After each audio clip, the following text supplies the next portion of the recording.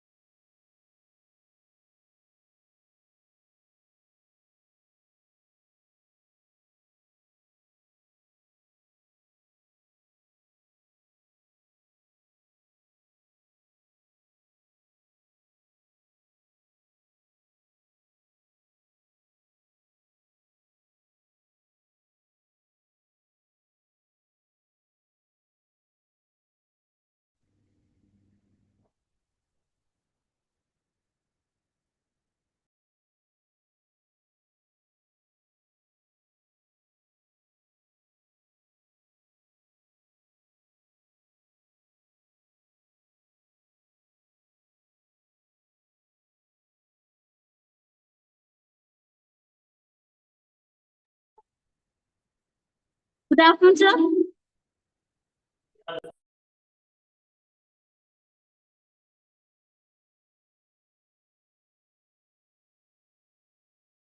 Hello, can you hear me?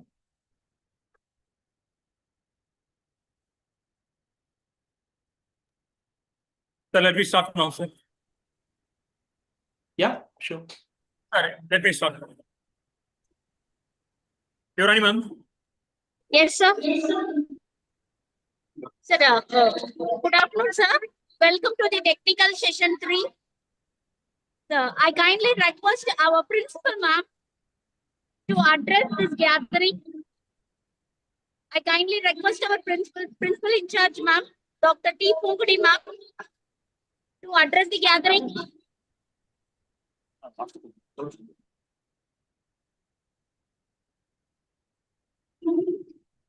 Good afternoon, sir. Hello. Voice audible? Yes. Sir, very good afternoon, sir. I'm happy to see you through online mode. With your blessings, we completed our technical sessions one, sir. And Okay. in this juncture, I would like to express my appreciation to the PG and Research Department of Commerce, Sowdeswari College, for organizing this intellectually stimulating event for their. I confident this is very. I hope that is really helpful to all the participants. Here, with the increasing presence of AI in our daily lives, social researchers are now equipped with the powerful tools to process data, detect patterns, and forecast outcomes. Really, it gives me an immense pleasure, and I appreciate all the participants. I extend the heartfelt wishes to all the authors and participants, organizers for their dedication and success. Once again, thank you for the opportunity. Thank you all.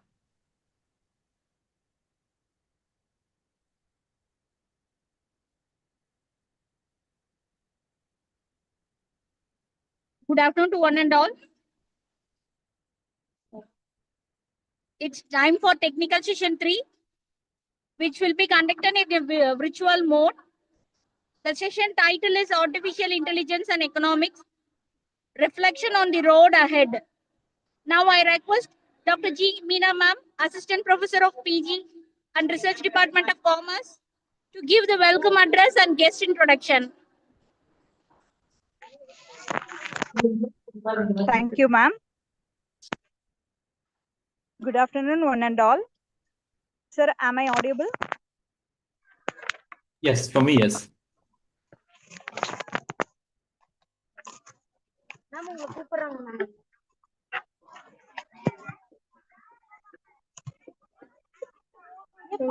Good afternoon. I'm very happy and delighted to introduce our wonderful research person of this technical session 2.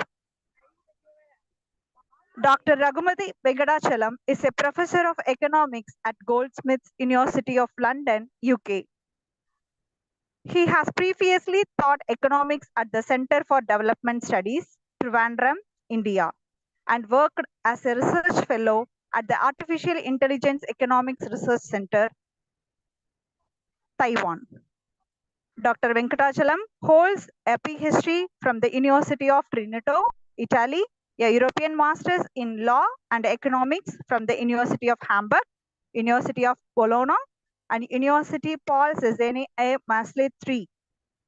He has an MSc in Economics from the Madras School of Economics, Chennai, and a BA Honours in Economics from Sri Ram College of Commerce, University of Delhi. His research spans across disciplines and lies broadly at the intersection of economic dynamics, computation, and human behavior. His key areas of interest include endogenous business cycle theory, computable economics, behavioral economics, agent-based computational economics, macroeconomic dynamics, history and methodology of economics, and discrimination studies. His work particularly focuses on algorithmic modes of theorizing at both the micro and macro levels, incorporating insights from computability theory and constructive mathematics. He has published widely in his fields of expertise and serves as co-editor of Economia Politica and associate editor of Structural Change and Economic Dynamics. Dear participants and my dear colleagues, we have multifaceted personality here to share his valuable time with us. I am again very much glad, and please give your big round of applause for his presence. I welcome you, sir. I hand over this session to you. Thank you. Thank you very much for this very nice introduction. It's always a pleasure to talk to young students and colleagues. I'm sorry I couldn't be in person. So just to start with, I'm not too far from where you all are. I was born in Erode, so which is not too far from, and it's always nice to talk to some people from back home. So thank you for inviting. I want to thank the principal and for the nice introduction, which is very kind of you, and also for Dr. Sengotiwale for inviting me. So as you may have gathered from the introduction, my work is on the interface between economics and computation. So on artificial intelligence is very much a big theme these days. And I think the first of all, I want to say that the conference is a really wonderful topic, and it's very pertinent that you're all discussing about this important topics. As you know, artificial intelligence is pervasive and changing the way we work, think, and do our everyday stuff. So my talk here is going to focus on how economics is a subject and how artificial intelligence sort of interact, and some reflections on that. So I hope to speak for about 20 minutes or 25 minutes. Let's see how it goes. Just let me know if you can't hear me or something. So first let's see whether this sort of, okay. Can you see the slides? Can someone confirm? Yes, sir. Okay, great. Yes, sir. Okay, great. Thanks. If you look at the history of economics and artificial intelligence, first of all, one might say, I mean, this is a very unlikely couple. Economics is a study of, wealth and creation of, production, distribution, and creation of, growth and wealth and so on. And artificial intelligence, on the other hand, is an area where you think about frontier methods of computation. So is this an unlikely couple? So I want to take you all back a few years, actually, more than 60 years back to 70 years back, in fact, to the history of birth of artificial intelligence as we know it. So this starts from the Dartmouth Summer Research Project on Artificial Intelligence. It's a Dartmouth University in the United States. And it's a 1956 summer workshop that started this whole sort of, craze about artificial intelligence. In fact, the field of artificial intelligence itself starts with, modern artificial intelligence starts with Alan Turing's work. Alan Turing, as you know, is the founder of, modern computer science in some ways. So artificial intelligence sort of took its shape and form in this particular conference. And many people think that this is, in fact, the founding conference of modern AI. So you had legendary figures like Marvin Minsky, John McCarthy, Roy Solomonoff, John Holland, Claude Shannon of the information theory, and many others who attended it. And amongst them, you also have two people, Herbert Simon and Alan Newell. Now, the story I want to tell is the following. Herbert Simon is a very legendary figure in economics as well. He's the father of behavioral economics, and he's also someone who coined the term bounded rationality and satisficing. This is in contrast to the traditional notions of rationality. As you know, in economics, we think about an economic person. How do people in an economy behave? And then you conceptualize them as rational, maximizing agents. And Herbert Simon introduced very notable forms of psychological methods to encapsulate economic behavior. And he talked about bounded rationality, which was a revolutionary thing at that time. And he's also thinking about encapsulating human behavior in terms of algorithms. How do we sort of think about, people acting in an economy? And he came up with this notion of information processing systems, so which is directly at the heart of computer science as well. So he's also the winner of economics Nobel. So you see someone who is a very important economist who is also participating at the foundational conferences that were held on artificial intelligence. And through the years, Herbert Simon is responsible, or in many ways motivating, algorithmic thinking within economics. So he was also the winner of the Nobel Prize in 1978. And as such, I wanted to highlight the fact that computational methods in economics have a very long history. So talking about economics and artificial intelligence or social sciences is not that uncommon. So to cut to the chase, we have to ask, why does artificial intelligence matter for economics research? So I will try to sort of say a few things and hopefully convince you that it is indeed important. First of all, we are entering a truly new era of productive research within economics. So I'll divide my talk into two parts. One, why is artificial intelligence a great tool for doing economics research? And the second part would be talking about the economics of artificial intelligence. That is, artificial intelligence as a development which we want to step back and analyze using economic tools. So there is immense potential for both, I think, in my view, on theoretical side, but also on the empirical front. So in theory, if you look at economics at the very advanced level, as as it is done in most advanced universities, both in India and elsewhere, you think about, take an economic problem, try to represent it using mathematical models or empirical models or statistical models, and then you come up with certain insights into it.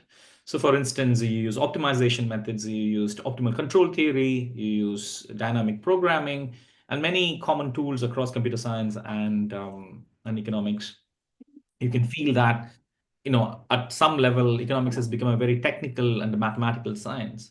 So now with advent of artificial intelligence, you can see that there are many new tools that has come into play. For instance, you have automatic theorem provers. You have, so for example, DeepMind is a great example where, programs are trying to prove theorems about certain, fields like topology or protein folding with autonomous computing. Now, this is going to transform the way we think about theory in economics. For instance, you can think about how we can set up problems in such a way that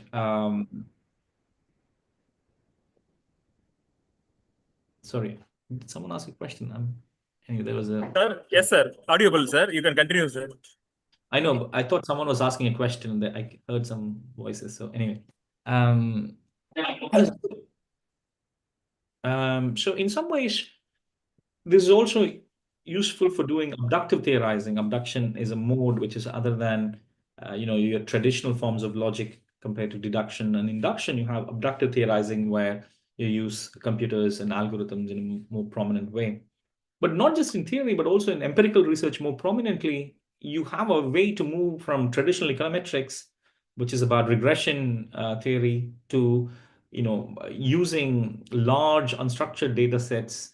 And you can have artificial intelligence and machine learning providing the most important tools to analyze what was previously unstructured data. I'll touch upon this in a bit. And also in terms of methodology, you have simulation methods and agent-based models, which an area where I work on as well, becoming more and more prominent in both theory and policy. So let me talk about data in the first place. If I were to pick up one aspect of impact of artificial intelligence in economics, it would be about new forms of data that has become more available to us over the years. So earlier, think about a statistical analysis that you want to do. You take your Excel sheet, you have lots of data on numerical data organized as tables, and you did some form of inference on them by doing like tests like t-tests, f-tests, and asking about means and so on and so forth. Or you did regressions, which are essentially similar, but you did it on some kinds of organized numerical data. But now you have a lot of new forms of data, for instance, texts, videos, sound. All of these were unstructured data until recently. Now they have found their way into economics research through numerical representations, and they're very ripe for analysis. And this is already happening in frontier research in economics. You have lots of people using new forms of data, be it from large language data sets or in terms of videos and sound that is generated in social media. You have all of this coming into shaping our subject through a variety of ways. And another example is satellite imagery. So instead of, if you want to look at GDP, if you want to measure, there are traditional ways of measuring it. It's often through consumer surveys, or you had 3 different ways of actually putting it together.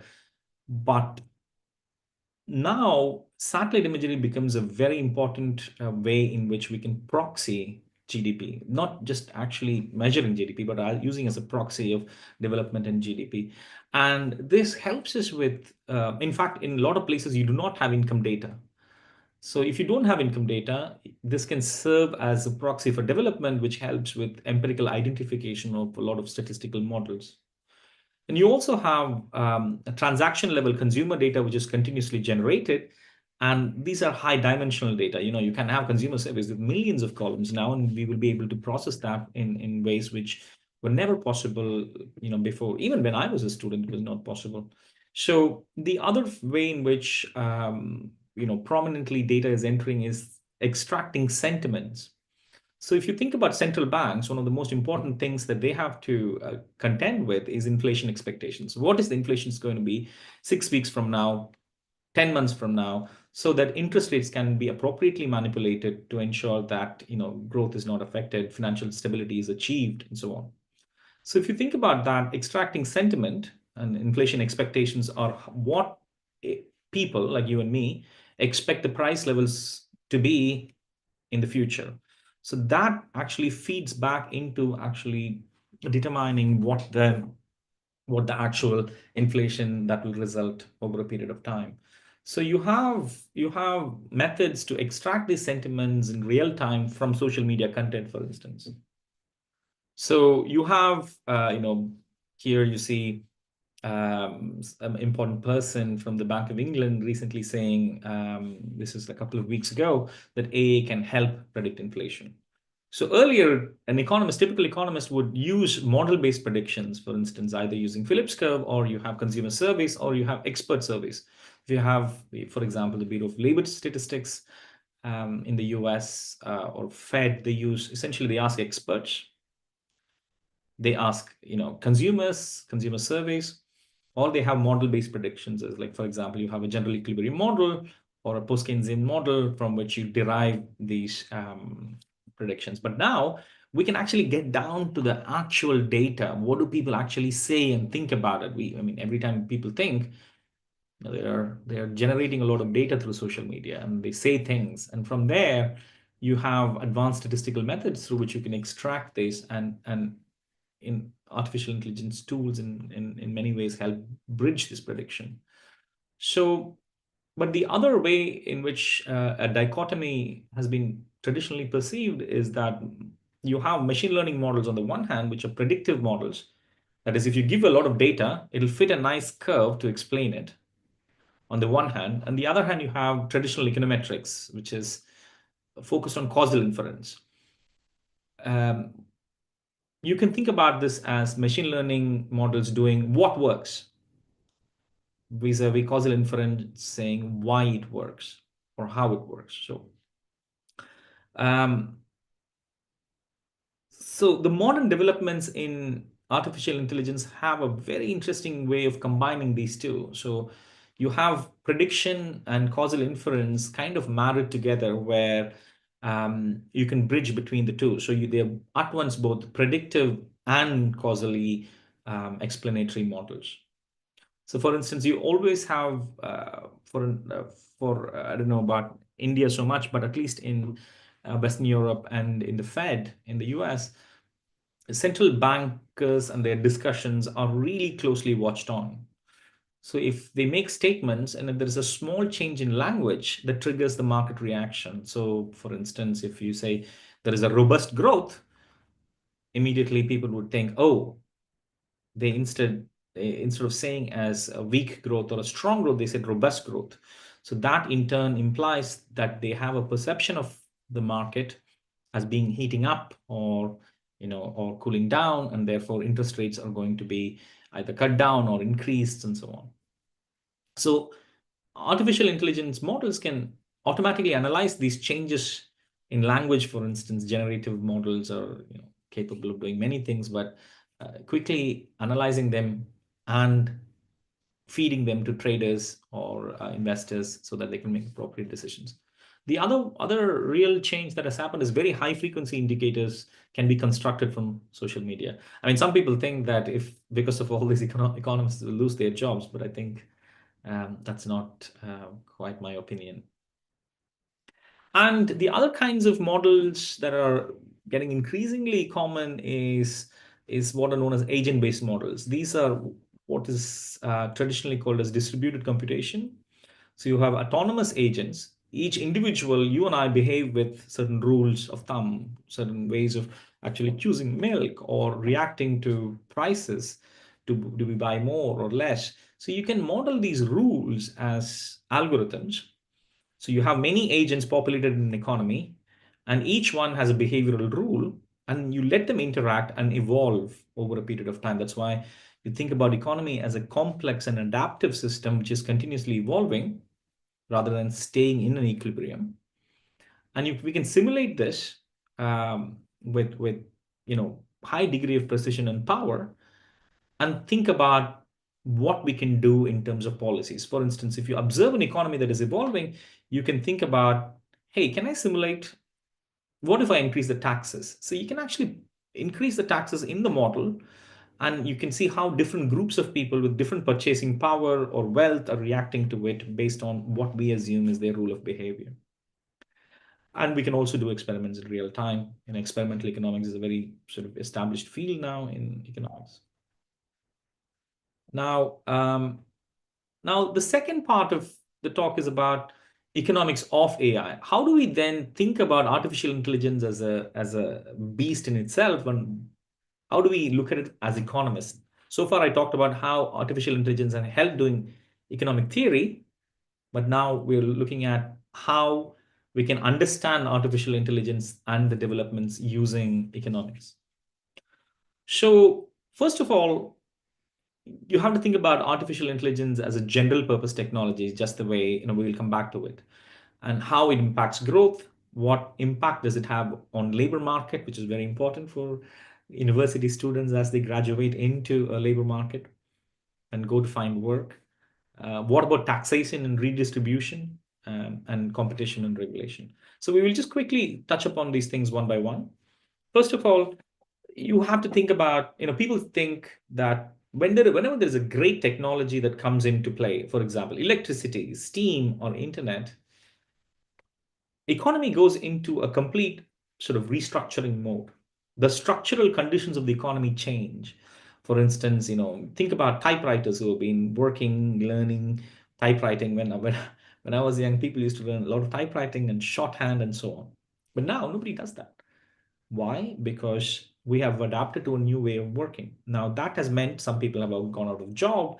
There are new ways of, working. For instance, the marks are now released through internet. For the university where I work in, everything is through a virtual learning environment where your readings, your reading lists, your exams, everything happens through a portal.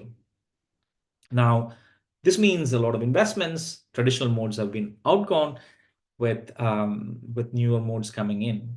So this whole broad economic transformation potential of AI is just immense. People think it's even going to be bigger than industrial revolution. So that means current economic activity will adapt to new ways of working. And with any change, there is always a benefit and a cost. And economics as a subject is well versed in understanding those trade-offs between those benefits and costs. So if you are a policy maker, if you are someone who's working in the government, the question is, how do we harness the growth potential of AI that will benefit the economy and gives a lot of ways in generating wealth without increasing inequality or some form of costs or bad outcomes? So the growth impact, economists have traditionally argued, is through productivity channels. So that is, definitely you have direct productivity gains. And human beings have long done this. Think about people working with plows. Now we use tractors. Think about people who have been working with stones to cut stones, and they were hammers. So mechanization is a ongoing desire for human beings, and that results definitely in productivity gains. And productivity here is measured as the time taken to do a particular activity and the cost at which it can be done.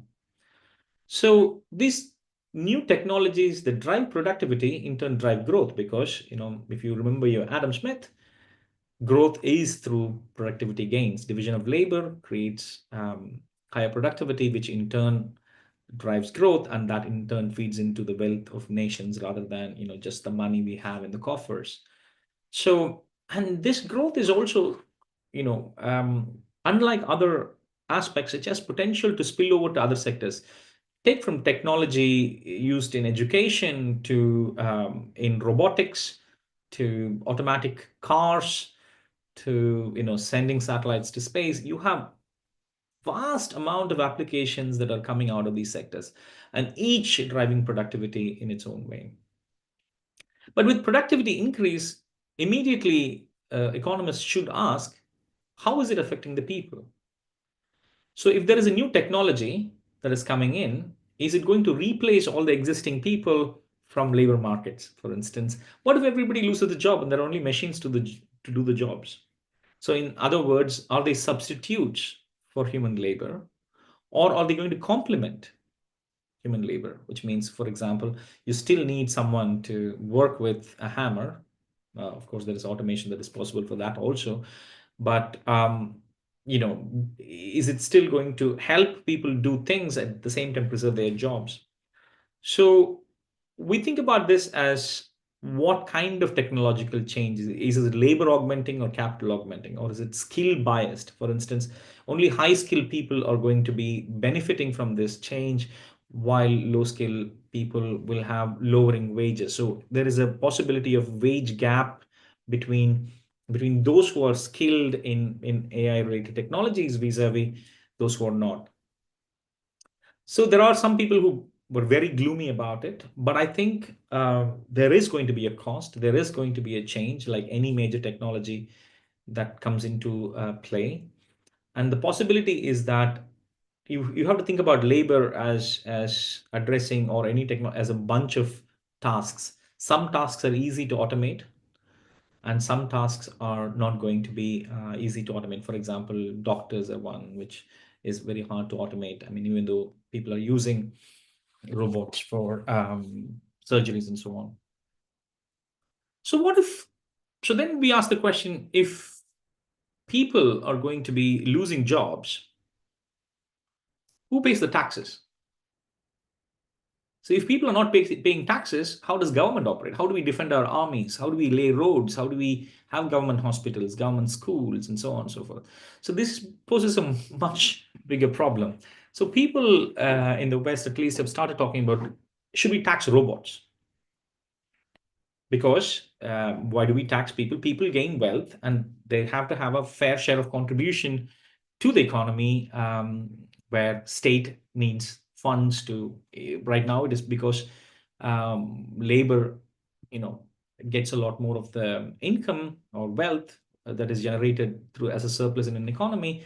We taxed income, so you are income tax, but you also have value added tax and other kinds of taxes. But you have robot tax as a possibility.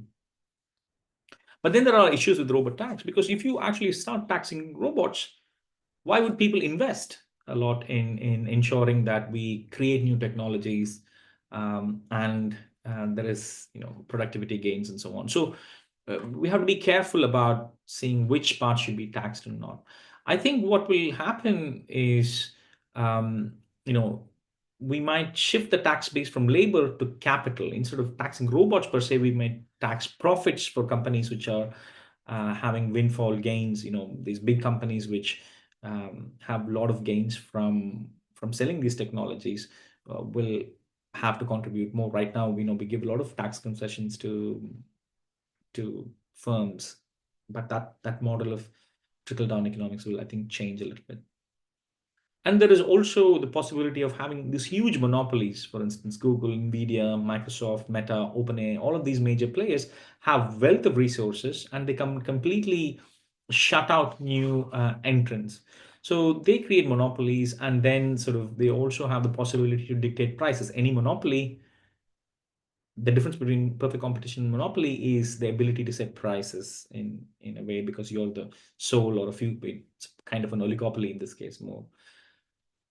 And this also results in a divide between nations. For instance, those nations who have the wealth and the capacity to invest in these kind of technologies early on will have the advantage, and those poorer nations. So we need to think about that as a problem, because increasing inequality between the nations is not going to be useful in the long run.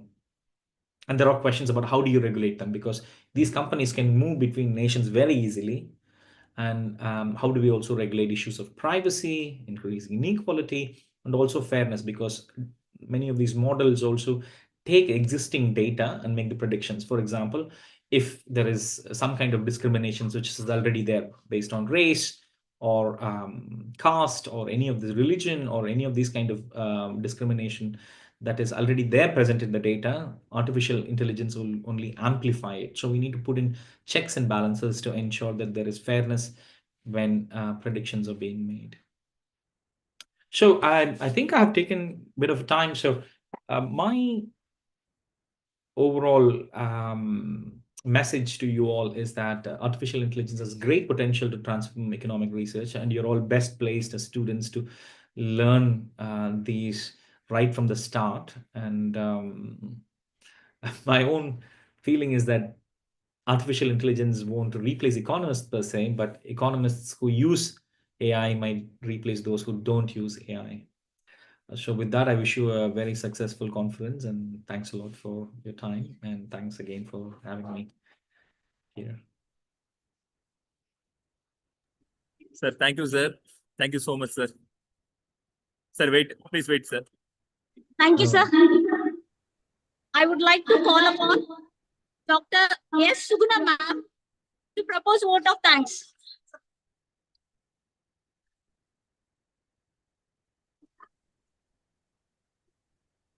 Good morning, sir. On behalf of Salem-636010's College, PG and Research Department of Commerce, it's my honor and privilege to propose vote of thanks in this wonderful event. I express my wholehearted thanks to Dr. Raghupati Venkatachalam, sir, Professor of Economics, Goldsmiths, University of London, for your presence and sharing your expertise with us, sir. Your session on economics, that is AI in modeling and prediction, economics, GPT, have truly thought-provoking and enlightened us. I hope this session was knowledge-filled. Thank you, sir, for spending your time with us. So we are really happy to see through virtual forum, sir. Thank you, sir. Thank you so much for your presence. Thank you so much. I hope I can visit you all one Okay. day. Thank you very much for inviting me. Thank you, Sugna ma'am. Thank you so much, sir. So I will call you, sir. Thank you, sir. Thank you.